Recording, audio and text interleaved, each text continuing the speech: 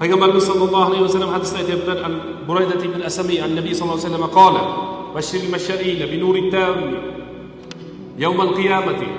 Qiyomat kunida qorong'ularda yurgan, zulmatlarga masjidga bosgan, qorong'u paytlarda masjidni qidirib borib, namoz o'qib kelib, maqsad bomdod. Bomdod namozga chiqqan insonlarni qiyomat kunida atroflari to'la nur bo'lishligini bashoratini bering deyaptilar. Nima sababdan? Qiyomat qorong'u joyda bo'ladi, birodarlar. Qiyomat qorong'u joyda bo'ladi. Nuruhum yas'a bayna aydihim. Alloh aytayaptiki, mo'min bandalarimning atroflari nur bo'ladi. Va bi aymanihim, o'ng taraflari, hamma taraflari nur bo'ladi. Ba'zilar aytadiki, aytishadi deyapti Alloh taolo. Qilarji'u wara'akum, nuringlardan beringlar deganda orqaga qaytmaydi. Hamma o'z nuri bilan ketish kerak bo'ladi. Qaysi inson bomdod namoziga jamoatga chiqadigan bo'lsa agar, Alloh subhanahu va taolo unga tamomiy nurni va'da qilyapti.